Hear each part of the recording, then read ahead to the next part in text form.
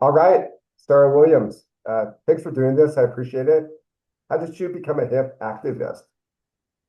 Well, to be honest, I started as a cannabis activist. When I was 36 years old was the first time that I had ever consumed cannabis. And at the time, Alaska became legal as a legal recreational state in 2014. And so, in October of 2014 was the first time I'd ever consumed cannabis, and I kind of fell in love immediately as a medicine, as an opportunity to really help me feel. I had struggled with anxiety and PTSD and depression all of my life, and so cannabis was like this, like it was medicine, and I was absolutely hooked right out of the gate. And then in November we passed legal cannabis here in the state of Alaska, and it just became this big whirlwind where I was chosen as the chair of the Marijuana Advisory Committee for the Matanuska-Susitna Borough, and as part of that role, I was a part of producing the regulations around marijuana cultivation facilities and retail facilities that would be located within our borough. So some nations have counties, we have boroughs here in Alaska. And so I did that. I chaired a 17-member committee. And then my husband and I at the time, we ran after this dream of opening up a retail store. And we did all sorts of events that were like cannabis tasting events, and we brought a lot of people to that just idea that legal cannabis was a great idea. And so we ran that and went that way and tried very hard to get the money for a retail store. And we didn't succeed. And at the same time, I found that I was consuming more and more cannabis, and I was awakening more and more spiritually. And as we walked out the thing, it turned out that that we didn't get an investor, and the dreams that we had kind of fell apart. And at that kind of same time, I was in a car accident, and that car accident made me consume more cannabis because I was in pain from the car accident. And so honestly, I can't say that the plant that intoxicates is the best plant in the world any longer, because it really, once I became addicted, once I became something where I was chasing the high because I needed to be feeling better, I needed to escape my pain, it became a Like detriment to my life. like And so, self-feeding.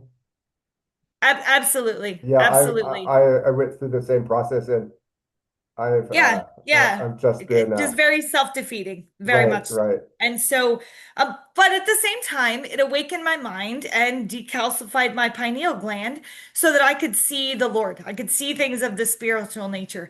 And so, through the process of what looked like a very hot mess on the outside, I became healed and I became saved. And when I was saved, the Lord gave me the vision of, well, okay, cannabis is not good. Cannabis in an not that it's bad, but in an unleashed, completely recreational environment, it produces uh it produces bad fruit, just Right. the way it is.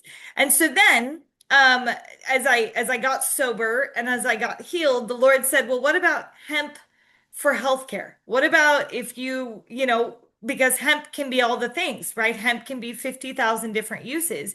So what if we used hemp in some way that would produce an income stream that would pay for healthcare for all people?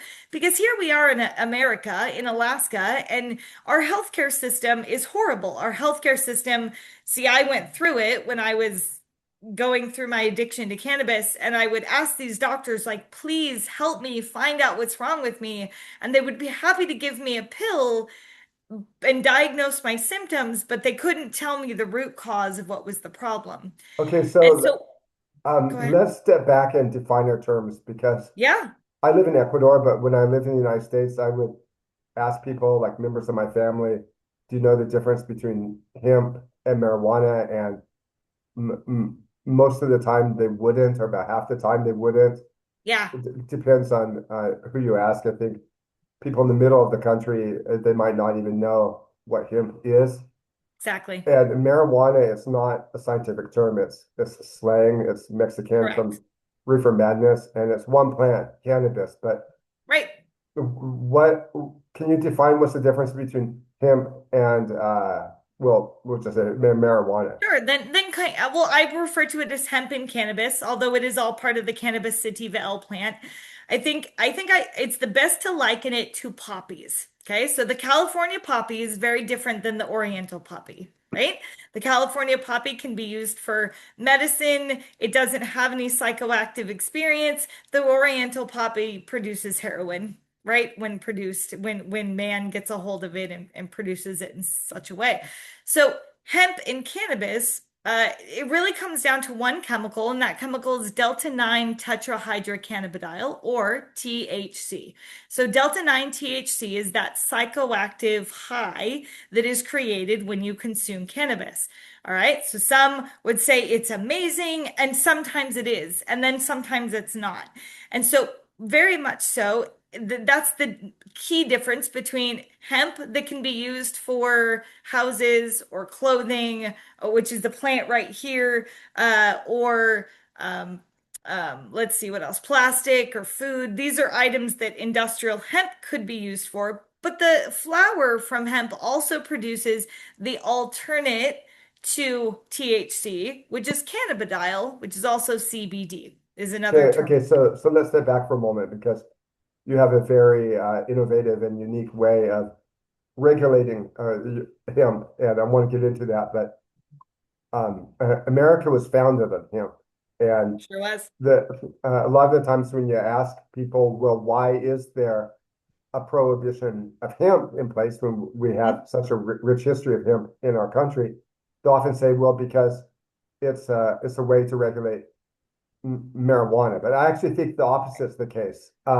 Marijuana, psychedelic marijuana, was prohibited as a way to prohibit hemp because the paper industry and the petroleum industry Correct. were threatened. I'm sure, would you agree with that? Correct, absolutely. So in 1937, Rockefeller, who happened to own DuPont and happened to be a part of, Standard Oil Company and all of that, happened along this great decision that he should work with I believe it was his nephew, which is Harry Anslinger at the time, who was appointed to the Federal Bureau of Narcotics and began this propaganda campaign. There's a great book out there by, I think it's George Bernay. It's called Propaganda. It was written in the 70s. It's very clear that this reefer madness was a propaganda campaign to turn people away from something they had used for hundreds and thousands of years, which Yeah. was hemp to produce their clothes and their fabrics and to And produce. America almost had a sustainable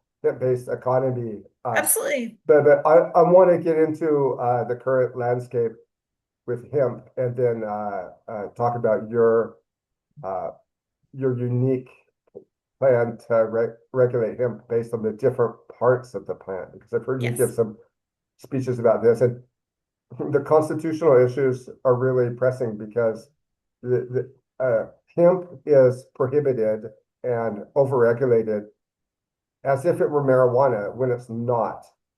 It's not And then listening to some of your speeches, you say this really it stems from the flower because the flower. can Correct. you talk about Yeah, for do sure. people So get yeah stepping back to the difference between the hemp flower and the cannabis flower, right?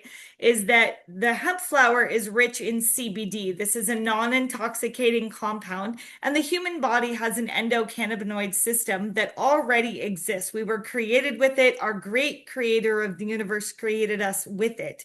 And so the problem is when you have trauma and when you have toxins and when you have a broken world that comes against the human body, you end up with an imbalance in your endocannabinoid system, right? So the reason why cannabis is medicine is because it fills in those spots of your endocannabinoid system. The problem is currently science doesn't say Sarah's endocannabinoid system needs this much CBD and this much THC and this much delta 8 and this much THC 0. And these are all minor cannabinoids that can be found in hemp and in cannabis. So I got a And question so, for you.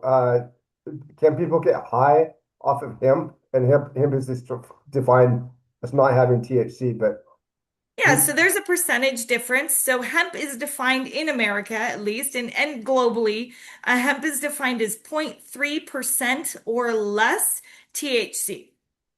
So you can't get high so off why of is there a problem? Why is hemp overregulated? because it looks the same.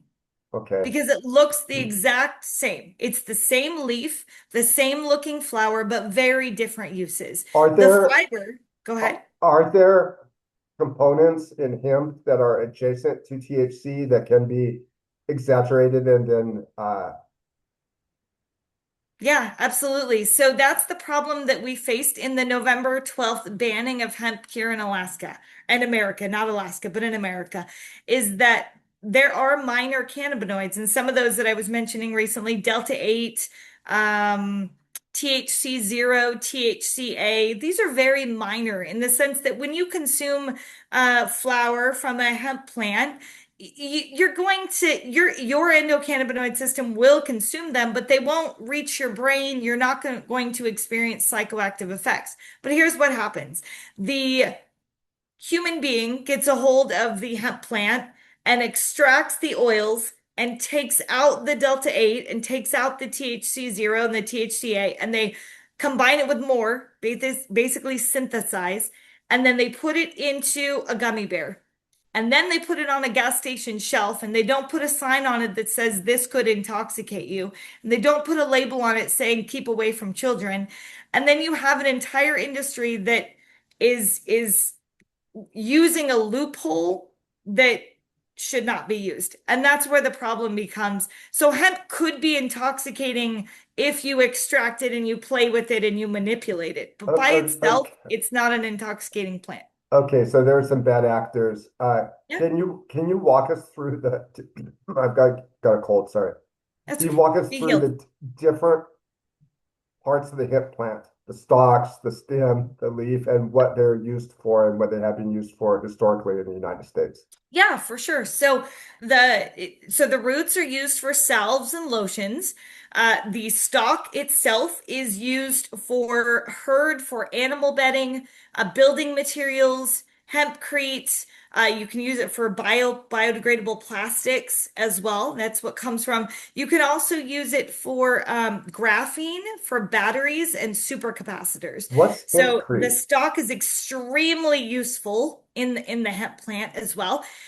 When the stalk or when the plant begins to flower and it reaches the flowering stage, that reduces the fiber quality. Okay, so the other Can I part from just the stalk, back up for a minute? What's yeah, hempcrete? You mentioned that. Is that hempcrete, like yeah. cement? So hempcrete is a building material. You take the hurd of the hemp stock, the inside core of it, and you chop it up. You mix it with lime and water, maybe a little wood ash for some extra binding, and you create a building material that is fire resistant, mold resistant, pest resistant, and it sequesters carbon while it's there. It's also very flood resistant. So current building materials here, at least in America, if you have a flood, and your sheetrock is going to crumble, right? Your plaster is going to crumble. But with your hempcrete, it's just going to dry out. It's not going to crumble. It's not going to destroy itself. It's just going to dry out. It's amazing. So yes, that, and then also fiber insulation. So the core of the stalk, right? And then you have the fiber on the outside, the long bast fiber. I wish I had my show and tell things with me, but we had an event this morning and they're with my other team member. But the long core bast fibers, those are what you use for fiber insulation for building materials, for erosion mats, for clothing and for textiles, canvas, rope, fishing nets. I What mean, do there what are do thousands of in the supermarkets in the United States you can get hemp cereal?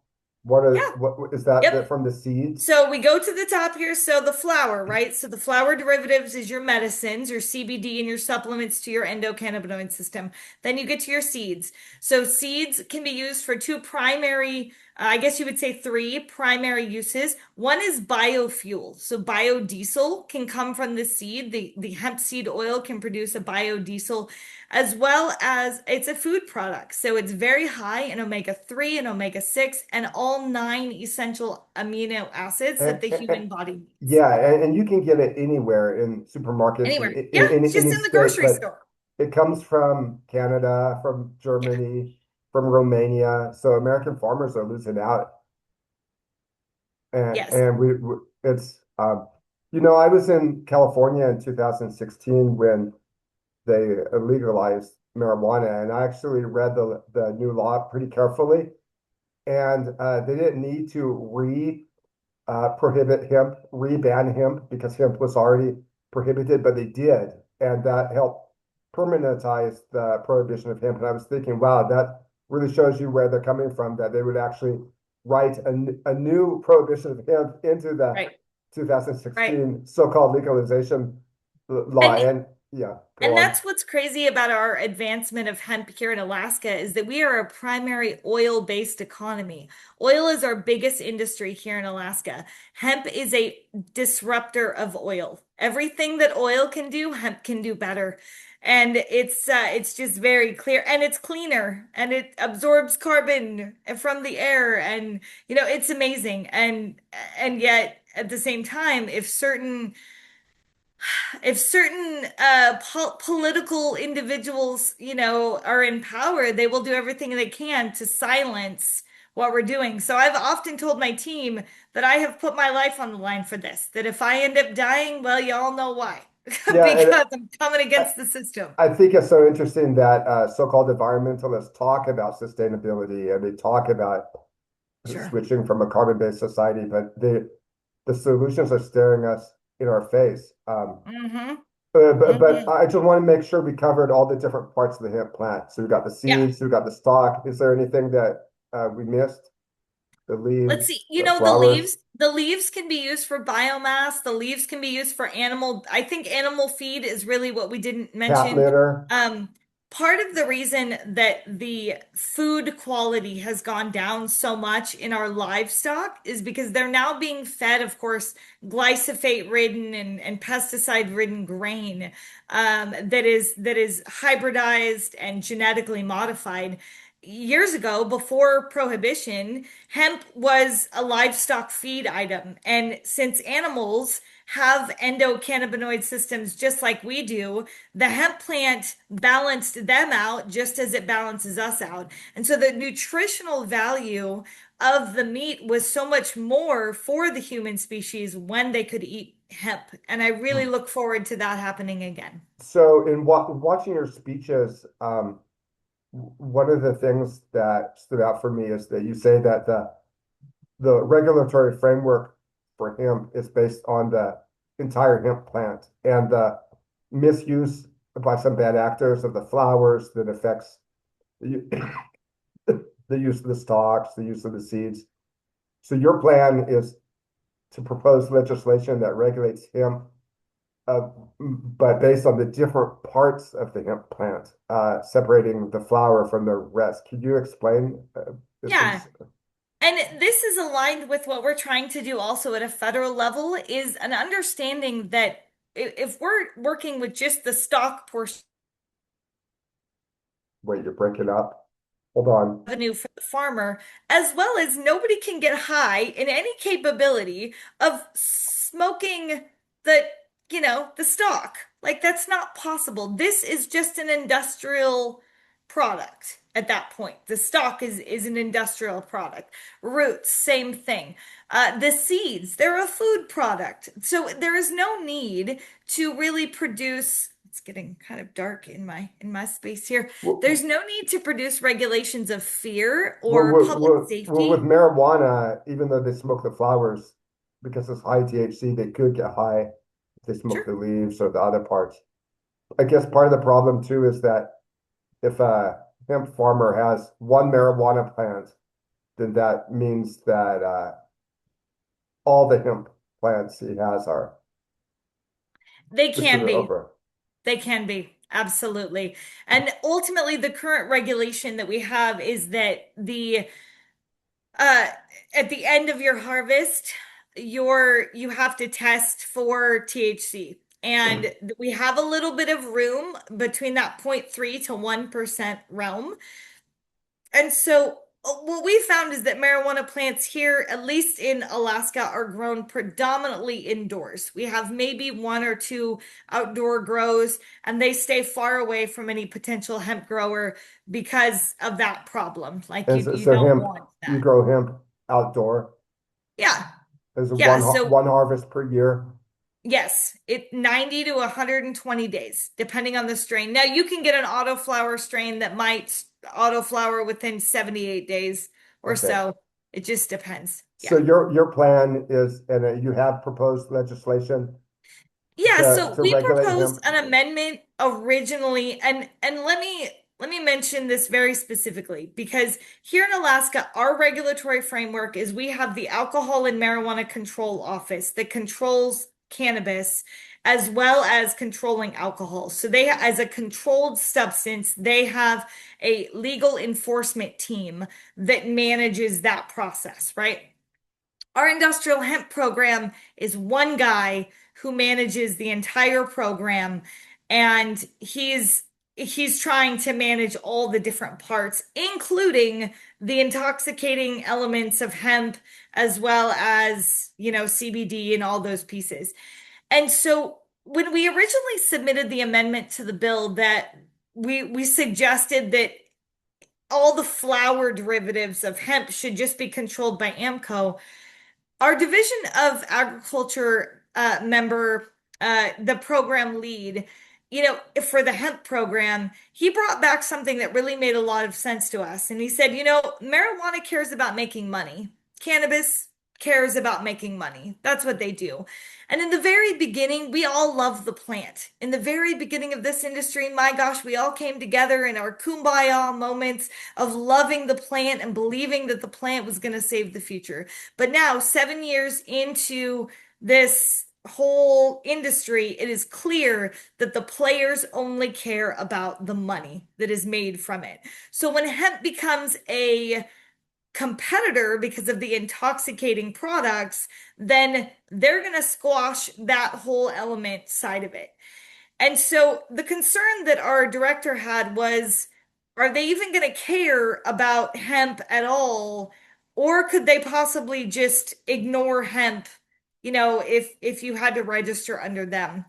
And so we decided to kind of pull back on that separation for the regulation aspect and still keep it all under the hemp program, but still only regulate it as a fit for purpose model. So regulate the certain uses of the plant based on what you're going to use it for. Based on what you're going to use it for. Yeah. So the So, flat, what are you going to grow it for? If okay. from the beginning your decision is you're going to grow it for fiber, then we're going to have less regulations on you. But if you get to the end of your harvest and you've got some flowers and you want to try to sell the flower, then you're going to have to fall into another set of regulations because you're going to try to sell the flower, But right? the flower is also what can be used for CBDs and for the hemp flower. Yeah. It, Yeah, so it's still medicine. And just recently, our president even allow has allowed our Medicaid and our Medicare how do I word this? Funding sources for insurance to cover paying for CBD. So CBD is being recognized by the federal government insurance healthcare system as a legitimate medical use outside against the opioid crisis or whatnot that we Mhm. have going on here. So what are some of the constitutional issues related to hemp and overregulation of the hemp industry? Here in Alaska specifically, we have a portion of our constitution that says that Oh, we just recently read it. I didn't write it down because I needed it fresh in my head. But that we should be able to enjoy the fruits of our labor. And the hemp plant can produce many fruits from that labor. And so we have to be able to allow that. Like that's a requirement of our Constitution that the people be allowed to produce the fruits of their labor Is that the and not be Alaska? Is that the from that. Alaska That's Constitution or Alaska Constitution. okay? Yeah. Yeah, the federal constitution. Let's circle back on that one and give me just a few minutes to get some because I think it's Amendment 10, but I need my Okay. director of Take your time. yeah. We're talking with Sara Williams. She's a hemp activist in Alaska, and she has proposed legislation that would regulate hemp based on the different parts of the hemp plant so that you don't just throw the baby out with the bathwater. I think that's really ingenious. And in this atmosphere where there's so much ignorance about hemp, um, politicians and frankly business interests, they can appeal to people's fears and worst emotions. And we've seen that, like a 5-year pilot program that gets announced and then it's canceled. And hemp farmers lose out. I know Thomas Massey in Kentucky, congressman or senator. I think he's a congressman I think he's a in congressman. I think he's a in representative. Kentucky. Yeah. Yeah, I saw him talking about how hemp farmers are really losing out, and they've made all this investments, and then they have to just stop. And it, yeah, so there's some really pressing constitutional issues at hand here. To relate to that, so let's step back and educate your viewers how that all came to pass. So, when there was a government shutdown back in October of 2025 and November 12th was when they decided to reopen the government after I think it was well over 60 days of it being shut down.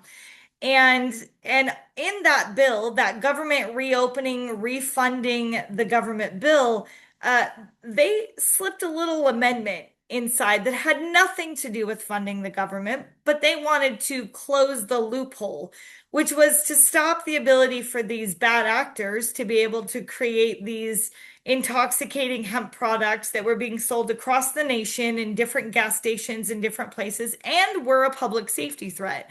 But what I found very interesting was that Mitch McConnell, who is a senator for the state of Kentucky, who has a huge hemp industry that is one of the most well developed across the nation and has been for so long, their very own senator threw them on the chopping block. And it just hurts my heart because we are a $28 billion threat to the rest of the world. And it blows my mind that their very own senator would have been the one to do that to them. Is And Rand Paul? Rand Paul is also a senator from Rand Paul Kentucky. also is a senator for Kentucky, and he tried to stop it. He was the one that was like, no, like, don't do this, don't allow this.